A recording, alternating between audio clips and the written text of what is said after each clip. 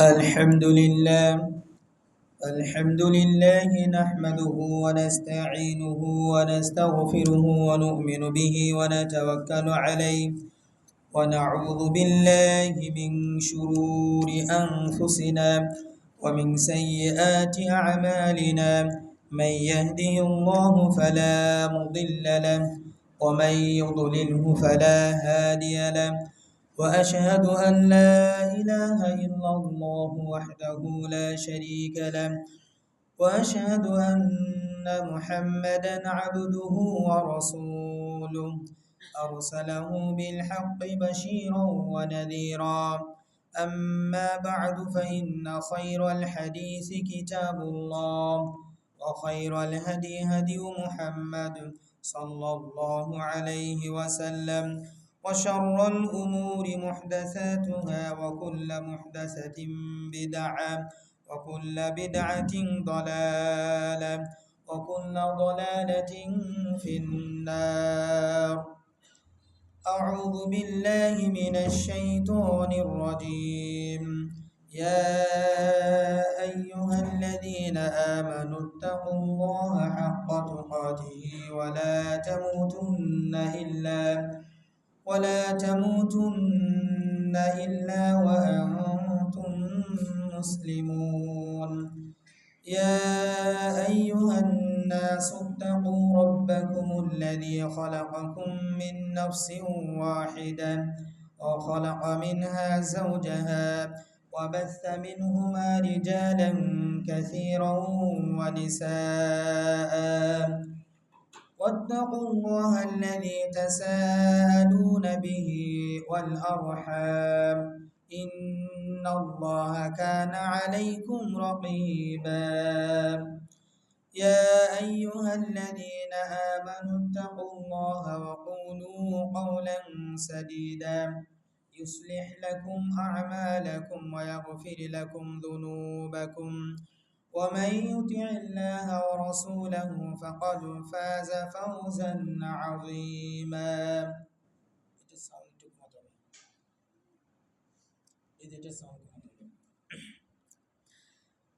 بسم الله الرحمن الرحيم. ولا تهنوا ولا تحزنوا وأنتم الأعلون إن كنتم مؤمنين. وقال الله تعالى أيضا: يا أيها الذين آمنوا ادخلوا في السلم كافة ولا تتبعوا خطوات الشيطان إنه لكم عدو مبين. وقال الله تعالى أيضا: قتل أصحاب الأخدود النار ذات الوقود إذ هم عليها قعود وهم على ما يفعلون بالمؤمنين شهود وما نقموا منهم إلا أن يؤمنوا بالله العزيز الحميد. আলহামদুলিল্লাহ, সমস্ত প্রশংসা তারিফ একমাত্র আল্লাহ সুবহানাহু ওয়া তাআলার জন্য, যে আল্লাহ রব্বুল আলামিন আমাদেরকে এই সপ্তাহে মর্যাদাপূর্ণ একটি দিনে, জুমার দিন, এমন একটি দিন যে দিনের মর্যাদা গুরুত্ব আল্লাহ সুবহানাহু ওয়া তাআলা নিকটে অনেক বেশি। এমন একটি দিনে আল্লাহ রাব্বুল আলামিন আমাদেরকে একটি স্বল্প সময়ের জন্য তার ঘরে সর্বোত্তম জায়গায় তার ডাকে সাড়া দেওয়ার যে সুযোগ আমাদেরকে দিয়েছেন, এই সুযোগ আমরা পেয়ে আমরা ধন্য হয়েছি। সেজন্য আমরা শুকরিয়া আদায় করছি সে আল্লাহ সুবহানাহু ওয়া তাআলার, যিনি আমাদেরকে সুযোগ দিলেন। আমরা সংক্ষিপ্ত পরিসরে তার শুকরিয়া আদায় করি, আলহামদুলিল্লাহ। আবারও শুকরিয়া আদায় করছি সে আল্লাহ সুবহানাহু ওয়া তাআলার, যে আল্লাহ রব্বুল আলামিন আমাদেরকে পৃথিবীতে পাঠিয়েছেন মুসলিম করে, যে আল্লাহ রব্বুল আলামিন আমাদেরকে তার ইবাদত, তার বন্দিগি, তার দাসত্ব, তার হুকুম আহকাম পালন করার সুযোগ আমাদেরকে দিয়েছেন। যে রব্বুল আলামিন আমাদেরকে পাঠিয়েছেন এবং তার ইবাদত করার সুযোগ করে দিয়েছেন, এবং এর পরের জীবনে অর্থাৎ পরকালে যিনি আমাদের জন্য জান্নাতের ব্যবস্থা করে রেখেছেন, সে আল্লাহ রাব্বুল আলামিনের আবারও শুকর আদায় করছি আলহামদুলিল্লাহ। দরুদ ও সালাম বর্ষিত হোক আমাদের প্রিয় নবী, আমাদের শেষ নবী, যাকে আল্লাহ রাব্বুল আলামিন সর্বশেষ নবী এবং সর্বশ্রেষ্ঠ নবী, যিনি সমস্ত নবীদের ইমাম ছিলেন, যাকে আল্লাহ রাব্বুল আলামিন আমাদের জন্য রাহমাত স্বরূপ রাহমাতুল্লিল আলামিন করে এই পৃথিবীতে পাঠিয়েছেন, যিনি আমাদের হাদি, যিনি আমাদের মুর্শিদ, যার মাধ্যমে আল্লাহ সুবহানাহু ওয়া তাআলা তার বাণী কোরআনুল কারীমের বাণী আমাদেরকে শুনিয়েছেন, যার মাধ্যমে আমাদেরকে আল্লাহ সুবহানাহু ওয়া তাআলা হেদায়েত দান করেছেন। সেই নবীর প্রতি, তার পরিবার পরিজনের প্রতি এবং তার সকল উম্মাতের প্রতি, কিয়ামত পর্যন্ত যারা আসবেন সবার প্রতি অগণিত অসংখ্য দরুদ ও সালাম বর্ষিত হোক। আল্লাহুম্মা সাল্লি আলাইহি, আল্লাহুম্মা সাল্লি আলাইহিম, আল্লাহুম্মা বারিক আলাইহিম। অতঃপর সম্মানিত উপস্থিতি, আজকে এমন একটি সময় আমি আপনাদের সামনে দাঁড়িয়েছি। আমাদের এই সময়টা অত্যন্ত গুরুত্বপূর্ণ একটি সময়। জুমার দিন, একদিকে জুমার দিন, এবং এই সময়টা অত্যন্ত গুরুত্বপূর্ণ। আমরা সকল কাজ রেখে, সকল ব্যস্ততা পিছনে ফেলে রেখে আমরা এখানে আল্লাহর কালাম এবং রাসূলের সুন্নাহ থেকে কিছু শোনার জন্য আমরা এখানে এসেছি, এবং আল্লাহর হুকুম পালন করার জন্য আমরা এখানে এসেছি। এই সময়টা আমাদের অত্যন্ত গুরুত্বপূর্ণ। এজন্য এখান থেকে, এই মেম্বার থেকে এই সময় যা বলা হয়, এর মধ্যে আমাদের অনেক ভুল ত্রুটি, আমাদের অনেক কিছু থাকে, যাকে সংশোধন করার একটা উত্তম মাধ্যম এই মেম্বার থেকে আপনাদেরকে দেওয়া হয়। অতএব আজকে আমি যে বিষয়টি নিয়ে আপনাদের সামনে আলোচনা রাখব, বিষয়টা আমি মনে করি বর্তমান এই সময় আমাদের জন্য খুবই প্রয়োজনীয়। আর আল্লাহ সুবহানাহু ওয়া তাআলা তিনি তার কালামে কোরআনুল কারীমে তিনি এই বিভিন্ন বিষয় আমাদের বোঝানোর জন্য, আমাদের সাহস জোগানোর জন্য, আমাদেরকে আমাদের ঈমানকে মজবুত করার জন্য, আমাদের এই দুনিয়ার জীবনকে ভালোভাবে চলার জন্য, এবং পরকালীন জীবনে আমরা যাতে জান্নাতে যেতে পারি তার ব্যবস্থাপনা কিভাবে আমাদের করতে হবে, কিভাবে চলতে হবে, এর বিশদ বর্ণনা, এর বিশদ আলোচনা এই কোরআনুল কারীমে আল্লাহ তাআলা দিয়েছেন। আমি সেই আলোচনা থেকেই, আল্লাহ রাব্বুল আলামিনের আলোচনা থেকে আমি আপনাদের সামনে তুলে ধরার চেষ্টা করব বর্তমান পরিস্থিতির আলোকে। আপনারা জানেন সারা পৃথিবীতে আজকে নয়, এই যুগ যুগ থেকে, আমার মনে হয় এর কত আগে থেকে যে শুরু হয়েছে সঠিক বলা সম্ভব নয়, তবুও বলতে পারি সারা পৃথিবীতে মুসলিম এবং অমুসলিম তাদের মাঝে একটা দ্বন্দ্ব লেগেই আছে। কারণ আল্লাহ রাব্বুল আলামিন, শয়তান যে রয়েছে, সেই শয়তান আমাদেরকে, মুসলিমদেরকে সর্বদা সর্ব অবস্থায় কিভাবে তারা অশান্তিতে থাকবে, তারা কিভাবে আল্লাহর বিরোধিতা করবে, আল্লাহর নাফরমানি করবে, আল্লাহর হুকুমের বিরোধে তারা নিজেদের বানানো হুকুম অনুযায়ী, নিয়ম অনুযায়ী তারা পরিচালিত হবে, এই কাজেই শয়তান সবসময় ব্যস্ত রয়েছে। আমরা কিছু মুসলিম বুঝে হোক না বুঝে হোক, শয়তানের ফাঁদে আমরা সেই শয়তানের ওয়াসওয়াসায়, শয়তানের কথা মতো, শয়তানের স্লোগানটাই আমরা দিয়ে থাকি, শয়তানের কথাটাই আমাদের মধ্যে বের হয়ে যায়। আল্লাহ রাব্বুল আলামিন আমাদেরকে এই বিষয়গুলো সতর্ক করে দিয়েছেন। আমি সর্বপ্রথম যে আয়াতটি আমি আপনাদের সামনে তুলে ধরেছি, সূরা আলে ইমরানের 139 নম্বর আয়াত। সেখানে আল্লাহ রাব্বুল আলামিন এই ঈমানদার মুসলিমদেরকে উদ্দেশ্য করে বলেছেন, ওয়ালা তাহিনু ওয়ালা তাহজানু। দুটো শব্দ এখানে আল্লাহ পাক উল্লেখ করেছেন যে তোমরা হীনবল হয়েও না, ওয়ালা তাহজানু, তোমরা চিন্তিত হয়েও না, তোমরা ভয় পেও না, তোমরা চিন্তিত হয়েও না, তোমরাই কি হবে, ওয়া আনতুমুল আ'লাউনা, তোমরাই বিজয় লাভ করবে। তবে শর্ত হচ্ছে একটি, ইন কুনতুম মুমিনিন, তোমরা যদি মুমিন হও। আমরা যদি মুমিন হতে পারি, আল্লাহর ওয়াদা, আল্লাহ সুবহানাহু ওয়া তাআলা বলছেন তোমরাই বিজয়ী হবে, তোমাদের উপরে কেউ বিজয় হতে পারবে না। শর্ত একটা, ইন কুনতুম মুমিনিন, যদি তোমরা মুমিন হতে পারো, নিজেকে তোমরা প্রকৃত অর্থে আল্লাহর বান্দা হিসেবে আল্লাহর সামনে যদি তুলে ধরতে পারো, তাহলে অবশ্যই অবশ্যই তোমরা বিজয়ী হবে, এতে বিন্দু মাত্র কোনো সন্দেহ নেই। সম্মানিত উপস্থিতি, আজকে আমরা হতাশ হই বিভিন্ন কারণে। বিভিন্ন জায়গায় আমাদের মুসলিমদের ওপরে নির্যাতন চলে, তাদেরকে মেরে ফেলা হচ্ছে। অনেকে, অনেক শিশু, অনেক মা বোনেরা, বৃদ্ধ বয়স্ক লোকেরা তারা নির্দ্বিধায় মারা যাচ্ছে। এই অমুসলিমদের নির্যাতনে, তাদের বিভিন্নভাবে বিভিন্ন আক্রমণে মারা যাচ্ছে। আমরা দূর থেকে অনেকে আফসোস করি, নিরাশ হই যে আল্লাহ কি আমাদের সাহায্য করবেন না, আল্লাহ কি আমাদের সঙ্গে নেই, অনেক কথাগুলো আমরা বলে থাকি। এর আলোকে একটা ঘটনা আমি আপনাদের সামনে তুলে ধরব যে বিজয়, প্রকৃত অর্থে মুসলিমদের বিজয় কি, এই দুনিয়াতে কাফেরদের উপরে বিজয়টাই প্রকৃত বিজয়। এই বিজয়টা প্রকৃত অর্থে বিজয় নয়। আল্লাহ রাব্বুল আলামিন কোরআনুল কারিমে বিভিন্ন জায়গায় বিভিন্ন ঘটনা উল্লেখ করেছেন। আপনারা জানেন যে ফেরাউনের ঘটনা জানেন, আপনারা নমরুদের ঘটনা জানেন, আপনারা এরকম বিভিন্ন অপশক্তি, শয়তানি শক্তির কথা আপনারা শুনে আসছেন। তারই একটি কথা আমি আপনাদের সামনে তুলে ধরব এবং সেই সাথে পরিশেষে আমাদের এদেশে বর্তমানে শয়তানের আদেশগুলো, শয়তানের পরিকল্পনাগুলোকে কিভাবে বাস্তবায়ন করা যায়, এর একটা মহা পরিকল্পনা চলছে, যারা করতেছেন সেই বিষয়টা নিয়ে আমি সামান্য কিছু আলোচনা ইনশাল্লাহ আপনাদের সামনে তুলে ধরার চেষ্টা করব। ওমা তৌফিক ইল্লা বিল্লাহ। সম্মানিত উপস্থিতি, সূরা এই আম্মা পারা 30তম পারার মধ্যে 85 নম্বর সূরা, সূরাতুল বুরুজ, আল বুরুজ, এই সূরাতে আল্লাহ রাব্বুল আলামিন একটি ঘটনা উল্লেখ করেছেন। সেই ঘটনাটির নাম হচ্ছে আসহাবুল উখদুদ। আল্লাহ সুবহানাহু ওয়া তাআলা এই ঘটনাকে উল্লেখ করার পূর্বে তিনি কসম করেছেন, বুরুজ অর্থাৎ আসমানের যে এই তারকাগুলো রয়েছে, এই বুরুজের তিনি কসম করেছেন। তিনি কসম করেছেন একটা ওয়াদা, প্রতিশ্রুত দিন অর্থাৎ কিয়ামতের দিনের ওয়াদা তিনি করেছেন। তিনি শাহেদ এবং মাশহুদ তথা এই জুমার দিন এবং আরাফার দিন এর তিনি কসম করেছেন। এইভাবে বিভিন্ন কসম করার পর তিনি বলতেছেন, কুতিলা আসহাবুল উখদুদ, গর্তওয়ালারা, গর্তের অধিবাসীরা ধ্বংস হয়ে গিয়েছে। এখানে শব্দটা আল্লাহ উল্লেখ করেন, তারা ধ্বংস হয়ে গিয়েছে।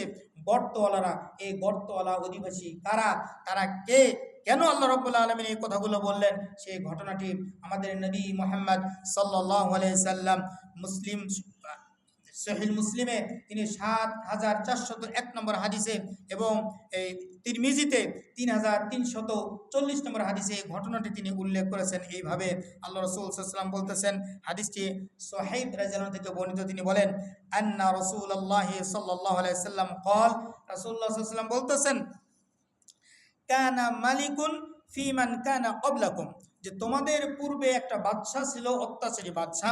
যে বাদশা কানা লাহু সাহিরুন, তার একটি জাদুকর ছিল। যে জাদুকর জাদুর মাধ্যমে ওই বাদশাকে বিভিন্ন কথা, বিভিন্ন সংবাদ প্রদান করত।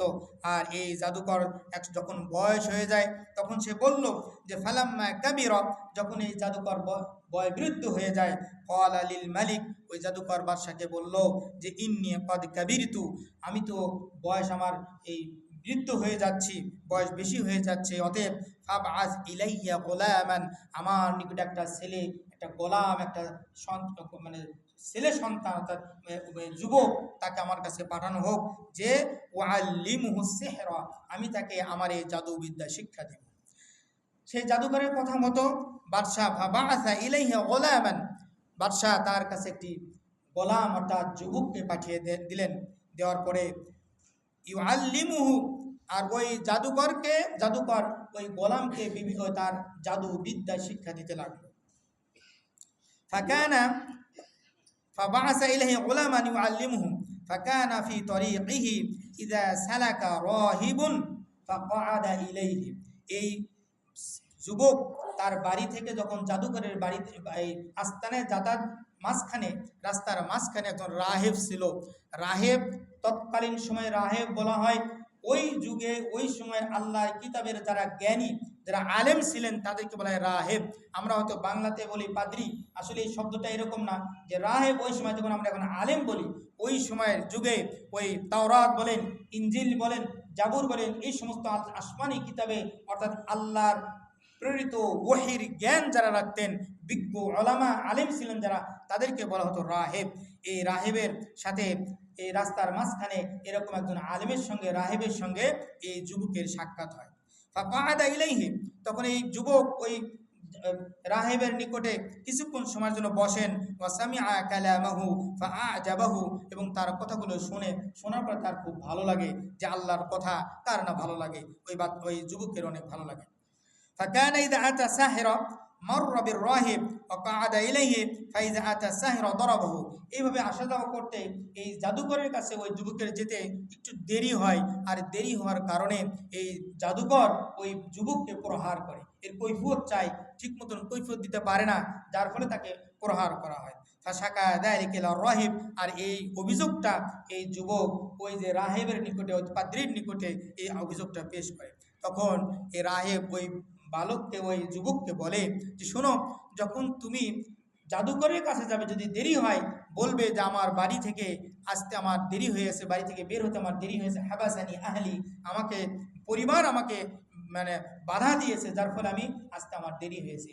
অথবা যখন তুমি জাদুকরের কাছ থেকে বাড়িতে যাবে, আমার কাছে বসার কারণে যখন দেরি হবে, তখন তুমি বলবে হাবাসানি সাহেব, ওই জাদুকর আমাকে দেরি করে ছুটি দিয়েছে, যার কারণে আমার দেরি হয়েছে। এই কথাগুলো যখন এইভাবে উপস্থাপন করতে লাগলো, এক পর্যায়ে একদিন এই বালক, এই যুবক দেখলো যে এক রাস্তাতে ফাবাইনামা হুয়া কাযালিকা যাআতা আলা দাব্বাতিন আযীমাতিন, এই যুবক একদিন রাস্তার মাঝখানে দেখে রাস্তার মাঝে বিরাট একটা হিংস্র জন্তু সে দাঁড়িয়ে আছে, মানুষকে এপার থেকে ওপার যেতে দিচ্ছে না, সবাই ভয় পাচ্ছে। ফাহাবাসাতিন নাস, সব মানুষ আটকে গেছে, এপার থেকে ওপার যেতে পারছে না।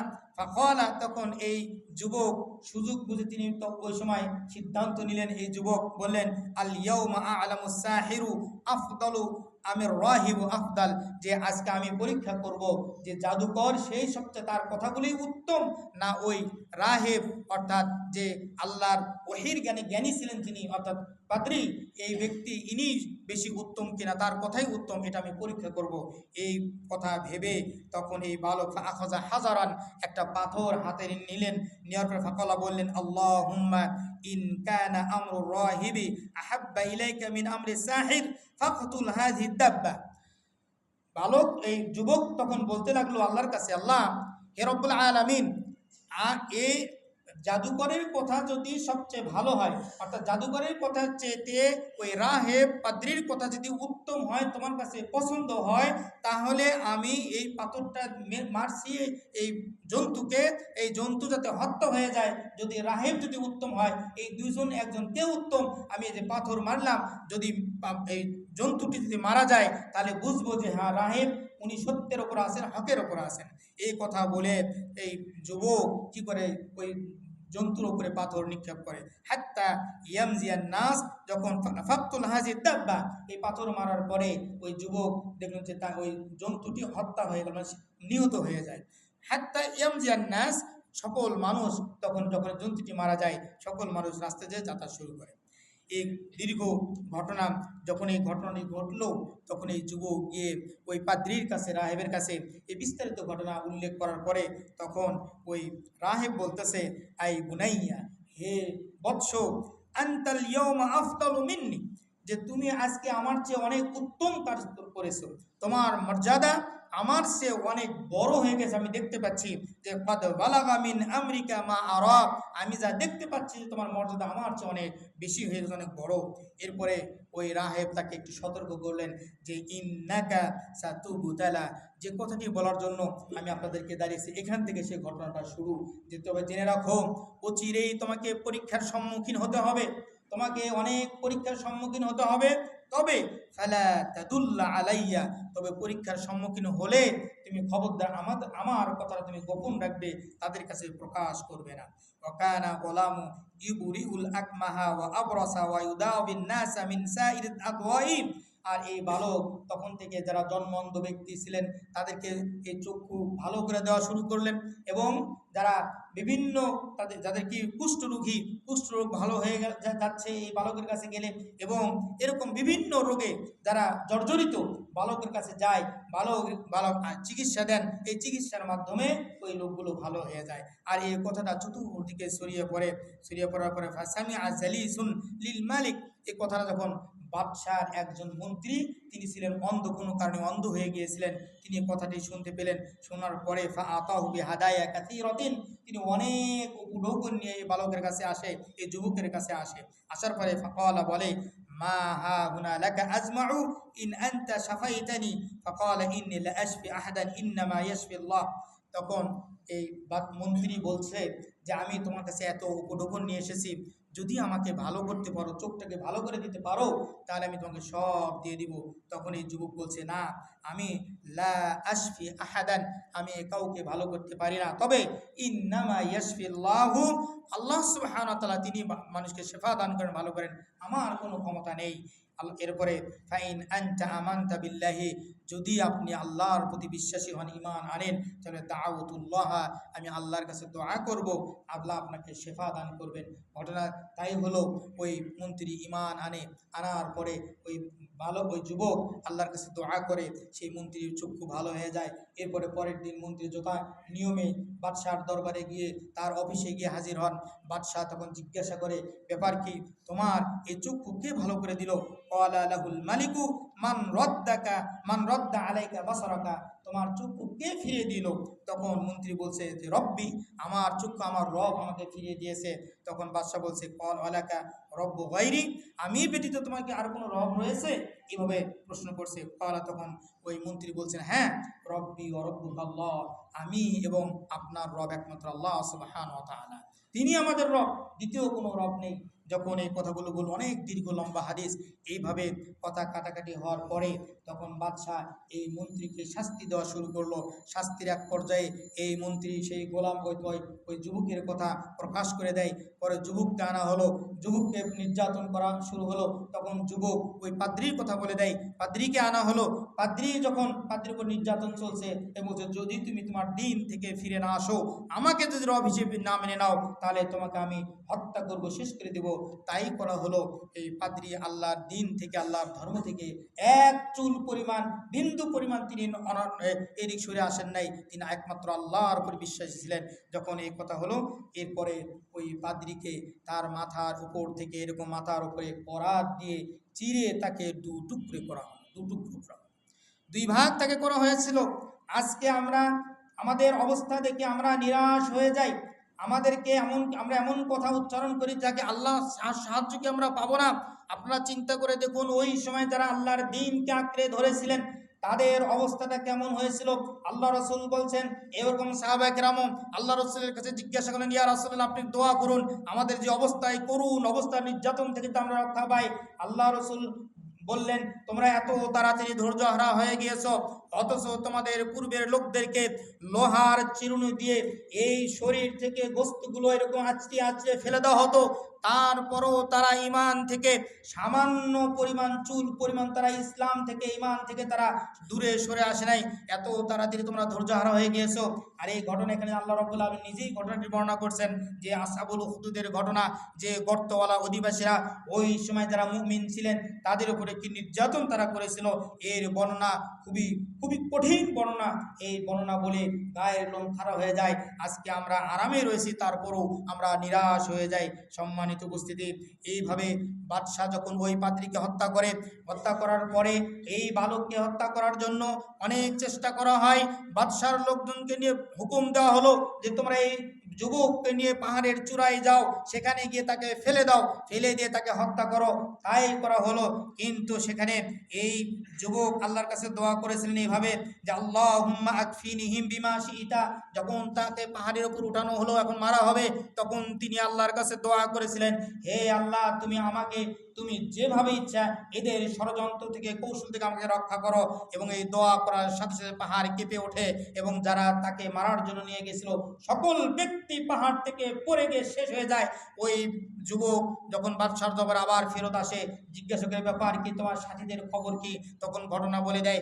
আবার হুকুম করা হয় তাকে নিয়ে যাও, সমুদ্রের মাঝখানে নিয়ে যাও, সেখানে নদী সমুদ্রে ফেলে তাকে হত্যা করো। ওই একই কাহিনী হলো, যারা তাকে সাথে করে নিয়ে গিয়েছিল তারা ওই সমুদ্রে ডুবে মারা যায়, কিন্তু এই বালক মারা যায় না। এরপরে যখন আবার বাদশার কাছে আসে, তখন বাদশাহ জিজ্ঞাসা করে, তাহলে ব্যাপারটা কি?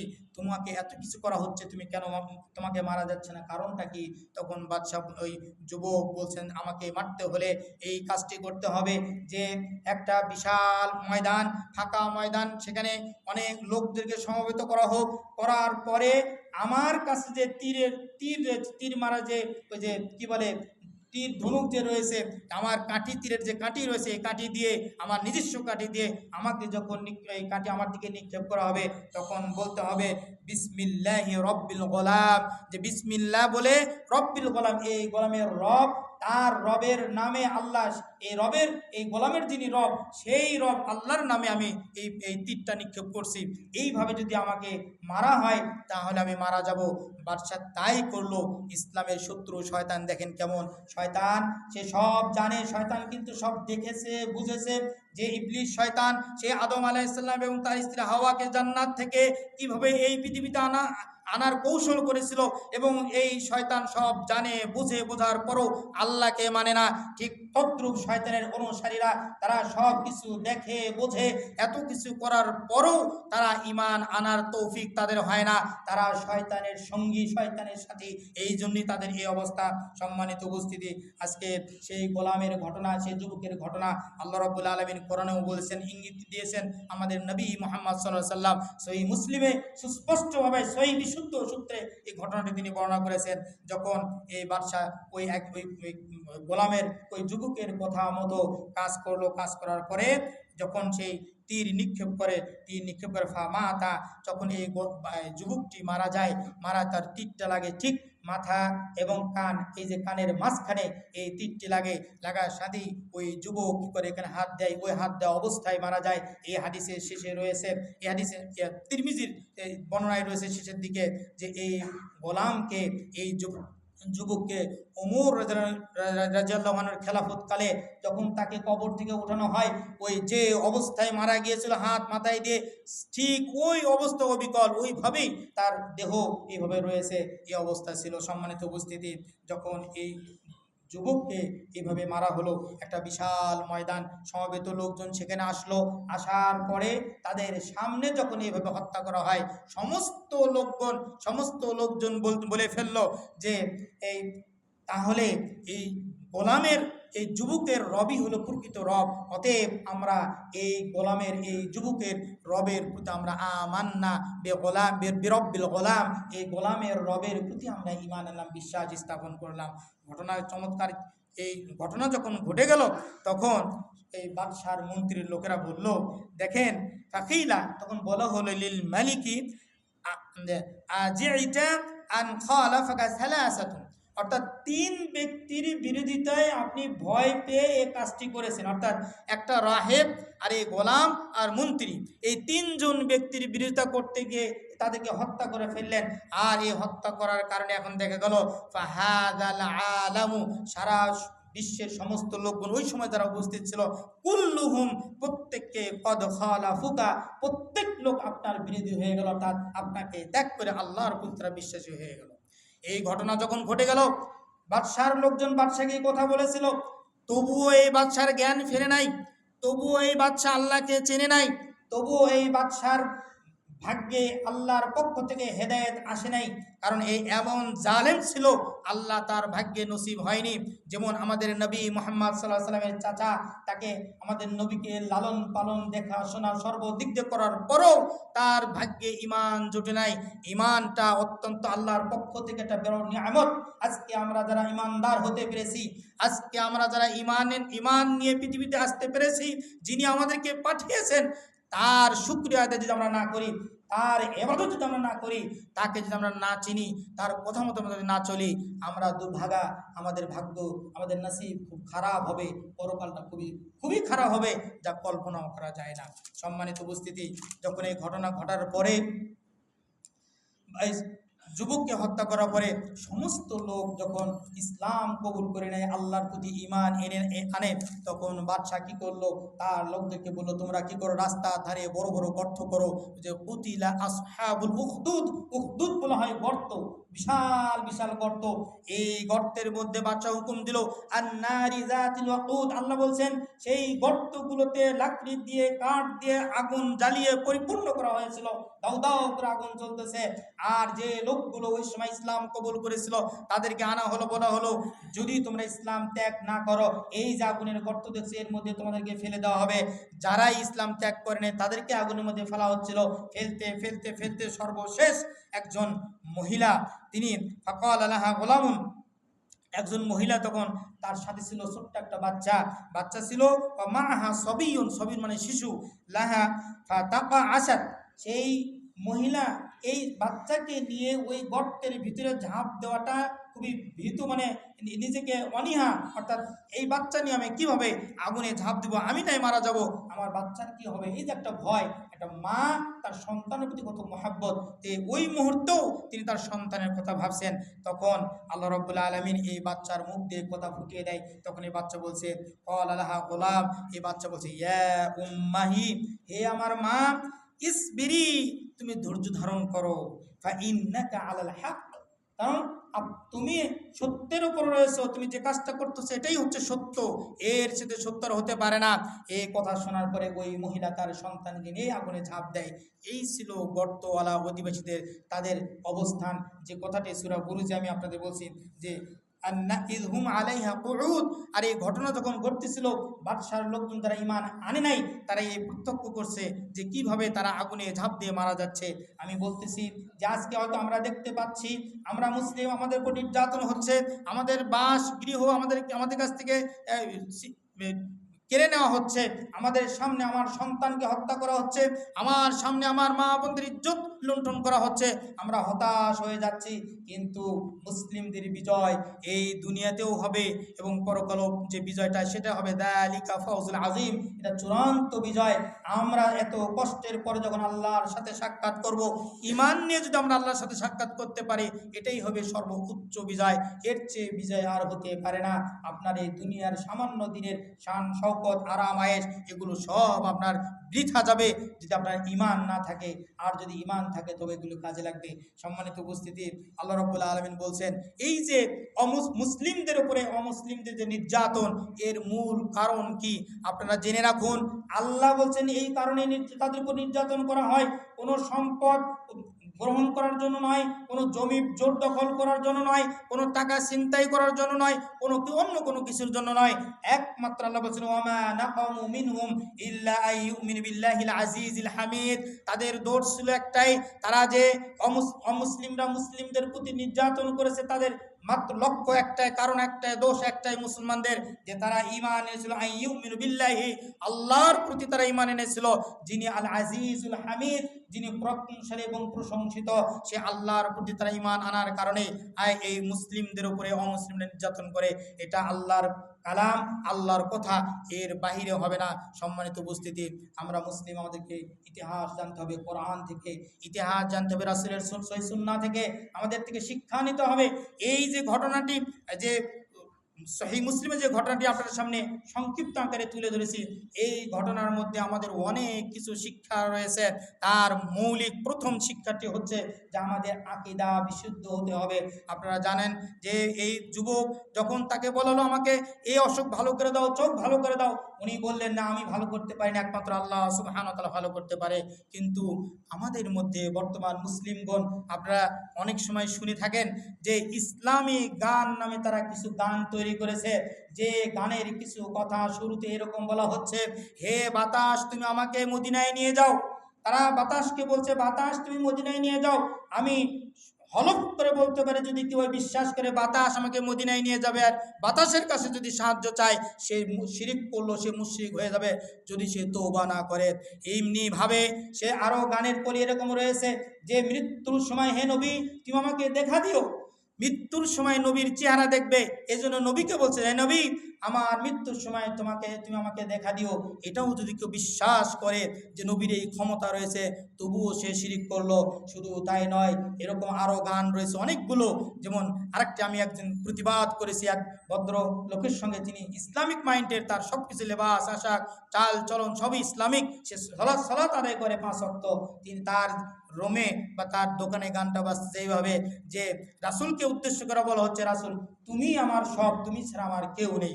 এই কথা আমি সাথে সাথে তাকে প্রতিবাদ করছি, না, এই গান একজন মুসলিম শুনতে পারে না, একজন মুসলিম এই গান বানাতে পারে না। আপনারা চিন্তা করে দেখুন, শয়তান আমাদেরকে ইসলামের নামে আমাদের ঈমান আকীদাকে নষ্ট করার জন্য বিভিন্নভাবে আমাদেরকে শেখে বসেছে।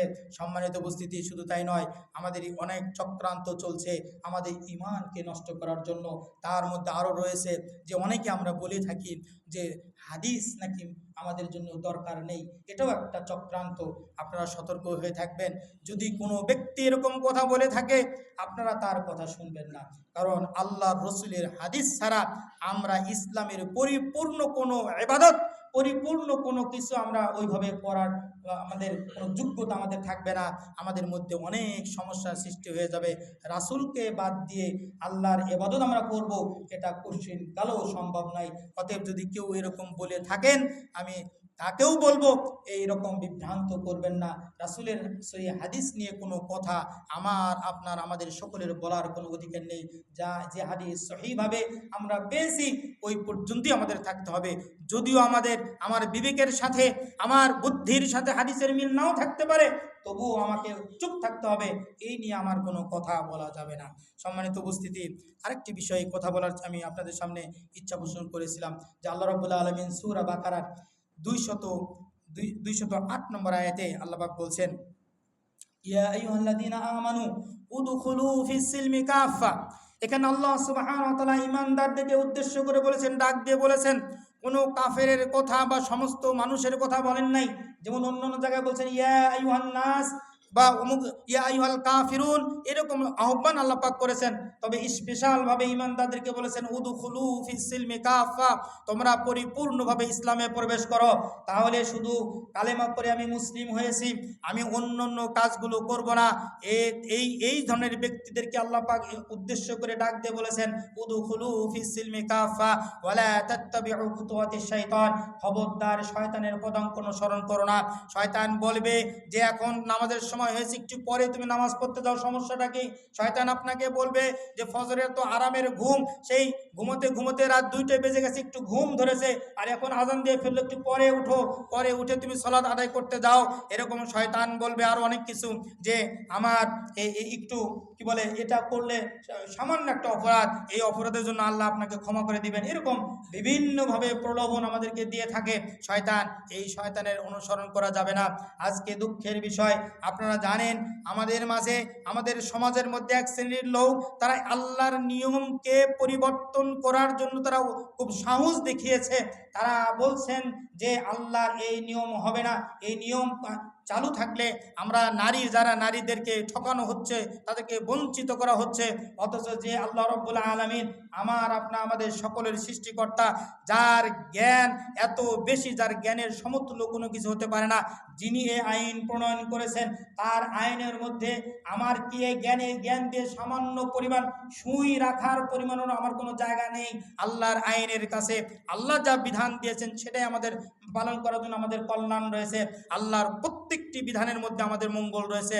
অতএব যে ভাইয়েরা বোনেরা যারা এই আহ্বান বা যে স্লোগান তুলেছেন যে নারীদেরকে সম অধিকার দিতে হবে উত্তরাধিকারের ক্ষেত্রে, এবং শুধু তাই নয়, নারীদের একটা খারাপ পেশার জন্য তাদেরকে বৈধতা দিতে হবে, এটা একটা জঘন্য অপরাধ। আল্লাহ রাব্বুল আলামিন সূরা মারিয়াম আলাইহিস সালামের ব্যাপারে এই 2 জায়গায় এই শব্দটা এনেছেন, যেখানে যখন মারিয়াম আলাইহিস সালামকে যখন সন্তানের সুসংবাদ দেওয়া হলো, তখন তিনি বললেন আন্না ইয়াকুনু লি গোলামুন, আমার কিভাবে সন্তান হবে, ওয়ালাম ইয়ামসাসনি বাশার, অথচ আমাকে কোনো পুরুষ স্পর্শ করেনি, ওয়ালাম আকু বাগাইয়া, আমি কোনো অসতী নারী ছিলাম না, অর্থাৎ আমার বিবাহের বহির্ভূত কোনো পুরুষদের সাথে সম্পর্ক হয়েছে এই ধরনের কোনো অভ্যাস আমার নেই, আমি ছিলাম না।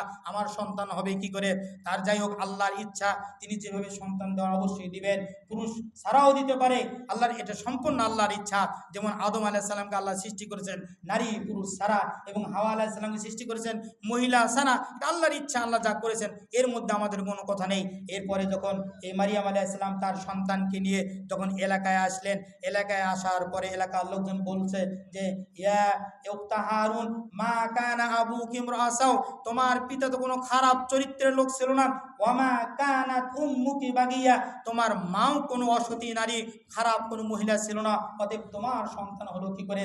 সম্মানিত উপস্থিত, যে কথাটি বলতে চাচ্ছি যে একজন পুরুষ এবং নারী তাদের বিবাহের বহির্ভূত যে সম্পর্ক, এই সম্পর্ক যদি উভয়ের সমন্বয়ে টাকা দিয়েও যদি হয় তবু এটা অবৈধ সম্পর্ক। আর এই সম্পর্কের জন্য তারা কত নির্লজ্জ হতে পারে, তারা সরকারের কাছে এটার বৈধতা, তাদের শ্রমিক হিসেবে মর্যাদা দিতে তারা সরকারের কাছে আহ্বান করে। আমি উদার্ত আহ্বান করব যে এখান থেকে এটা আল্লাহর নিয়মের বিরোধী আইন, আপনারা কেউ সমর্থন করবেন না। যারা করতে যাচ্ছেন আমি তাদেরকে সতর্ক করতে চাই যে মউত কিন্তু আমাদের সামনে, আমার বেশি দিন থাকার এই পৃথিবীতে অধিকার নেই। মৃত্যুর পরে আমরা বুঝবো যে আল্লাহর নিয়মের বাহিরে আমার যে অবস্থান ছিল, আমার অবস্থাটা কি হবে, তখনই আমরা বুঝবো। সম্মানিত উপস্থিতি, আমাদের প্রত্যেককেই যেতে হবে, আমরা মুসলিম হই আর অমুসলিম হই, আল্লাহর আইন আমরা পালন করি আর পালন না করি, পৃথিবীতে থাকার কারো কোনো অধিকার নেই। আল্লাহ যতদিন আমাদেরকে দিয়েছেন ততদিন আমরা পৃথিবীতে থাকবো, এরপর আল্লাহর সামনে যেতে হবে।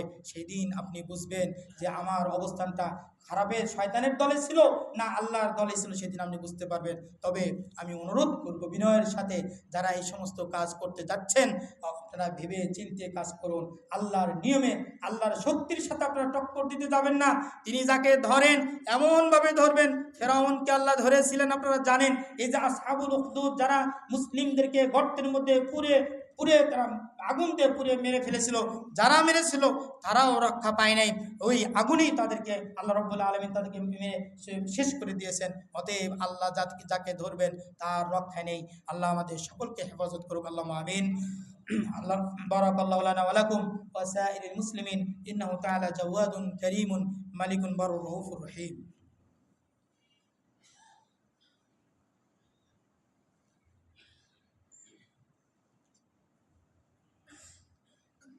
ইন্নাল হামদুলিল্লাহি ওয়াস সালাতু ওয়াস সালামু আলা রাসূলিল্লাহি ওয়া মান তাবি'আহুম বিইহসানিন ইলা ইয়াউমিদ্দিন, আম্মা বা'দ। আউযু বিল্লাহি মিনাশ